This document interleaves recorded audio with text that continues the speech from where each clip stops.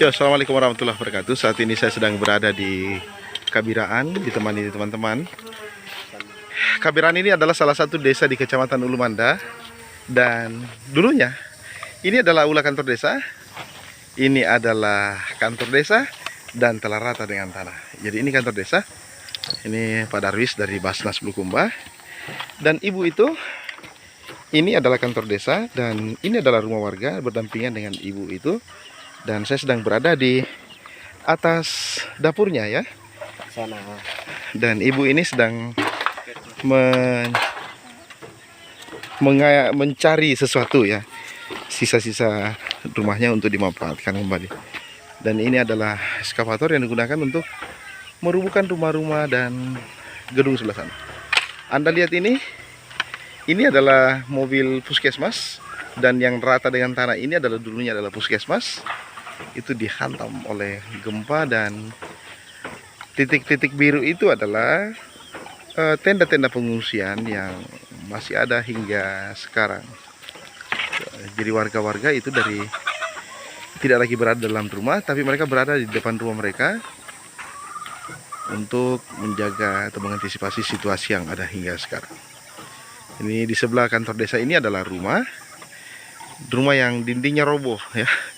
Di sana ada warga dalam rumah yang sedang beraktivitas. Dan di sana itu juga adalah rumah yang dindingnya roboh. Ya.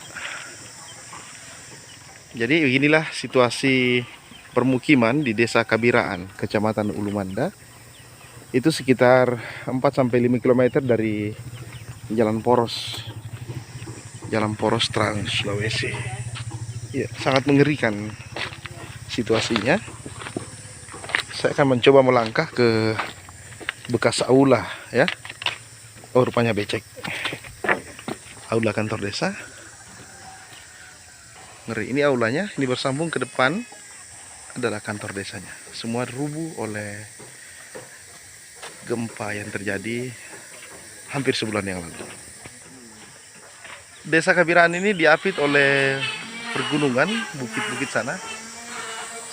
Ada pergunungan Taukong sana, dusun Paku, desa Panggalo sebelah sana ya, desa Ulumanda. Dan itu tembus dengan Mamasa. Walaupun hanya bisa ditempuh dengan mobil hardtop atau motor trail. Ya, sangat memprihatinkan situasi masyarakat yang terdampak gempa ini hingga sekarang. Ini adalah situasi jalan poros desa Kabiraan. Jadi sampai di sana itu warga membuat tenda-tenda di depan rumah mereka untuk mengantisipasi gempa kembali yang terjadi. Ya, terus ke sana.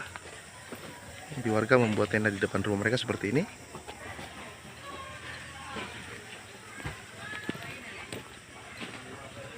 Untuk mengantisipasi hal-hal yang tidak diinginkan yang terjadi. Seperti ini. Ini adalah tampilan depan dari kantor desa. Ini adalah kantor desa ke depan.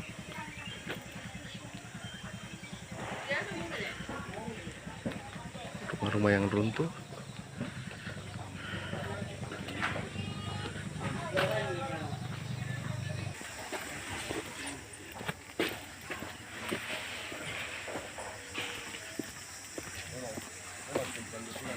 Ini salah satu titik saja ya.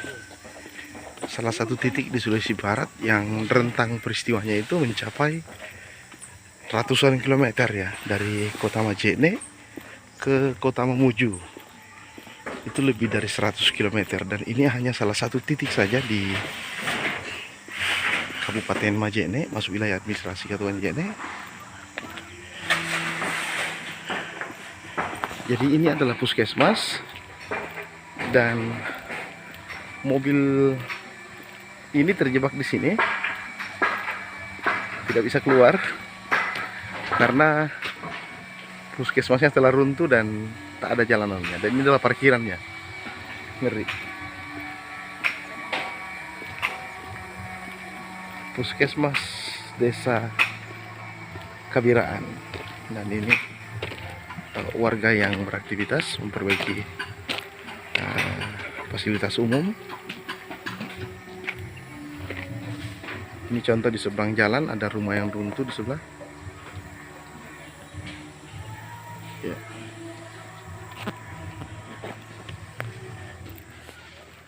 Adalah contoh rumah,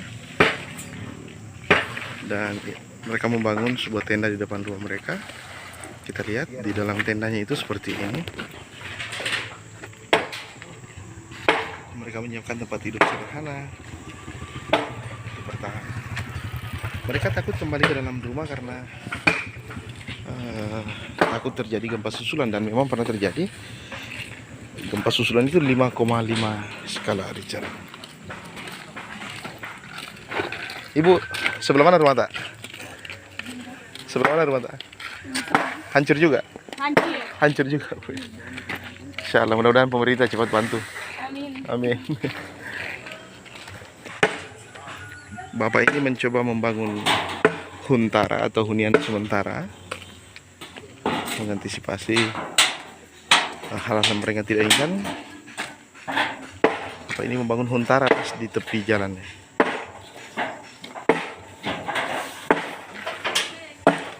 Bapak ini mencoba mengambil sisa-sisa runtuhan untuk dimanfaatkan kembali.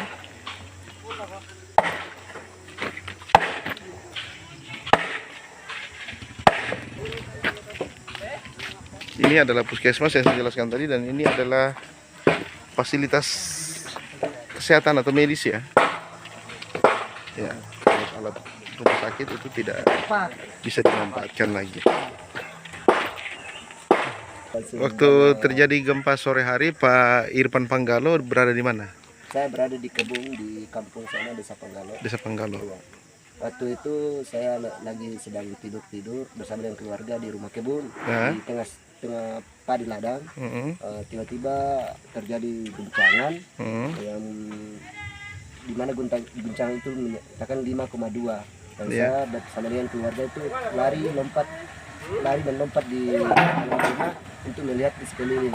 Saya lihat di sekeliling itu banyak pohon yang bergoyang dan daun-daun yang berterbangan itu di udara. Itu Desa Panggalo ya? Ya, Desa Panggalo. Itu banyak yang panik ya? Banyak yang panik ya, karena adanya gempa. Sesudah itu kami sudah tenang-tenang, tidak sampai 1 menit lagi datang lagi susulan lagi. Nah, setelah itu Bung Irfan meninggalkan kampung? Bukan kampung, saya meninggalkan kebun. Masuk ke kampung. Masuk bersama kampung. dengan keluarga. Setelah itu Kami tidur di rumah kayu anti gempa. terus bagaimana Bung Irfan tembus sampai di Jalan Trans Sulawesi?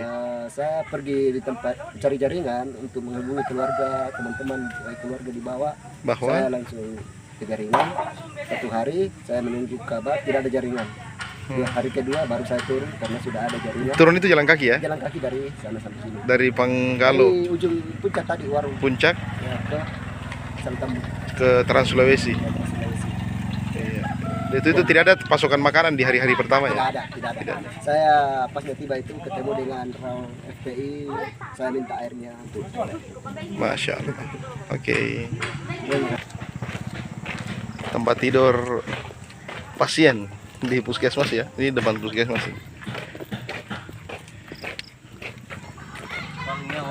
Rumah hancur. warungnya Jawa. Warung Denata hancur ya, terperosok Turun karena patut tiangnya. pun sama kayu kalau sudah lama. Ya, kita coba meninggalkan Desa Kapirahan. Oke, masyarakat sedang membangun. Kita keluar dari desa, naik gunung, turun gunung. Selamat jalan dari Desa Kabira. Ini adalah longsoran yang pernah terjadi dan menutup akses ke 4 desa di atas gunung ya, tapi ini sudah diperbaiki. Ini jurang ke bawah, ngeri, ngeri. Nah, ketika terjadi gempa di hari-hari pertama ini tertutup hingga tidak ada kendaraan yang bisa melintas. Jadi orang berjalan kaki dari Panggalo, Dusun Paku, Taukong, itu berjalan kaki dari gunung turun seperti ini dengan jalur-jalur yang ekstrim. kita percaya kepada Pak Darwis bisa membawa kita selamat sampai di Sulawesi Selatan. Sisa-sisa longsoran.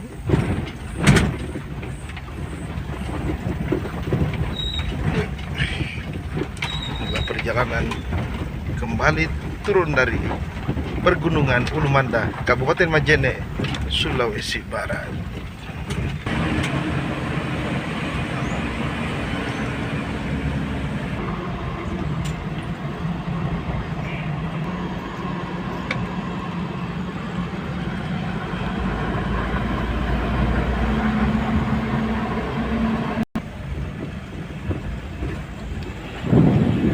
Jurang. Kita kembali bertemu jalanan yang ekstrim dan mobil kijang tua Basnas yang dikendarakan oleh Pak Darwis kembali diuji ketangguhannya. Eish, berhasil kita. Baik teman-teman sekalian, terima kasih telah menonton video ini. Mudah-mudahan ada hikmah, ada pelajaran yang bisa diambil atas peristiwa gempa yang terjadi di Sulawesi Barat pada bulan Januari silam.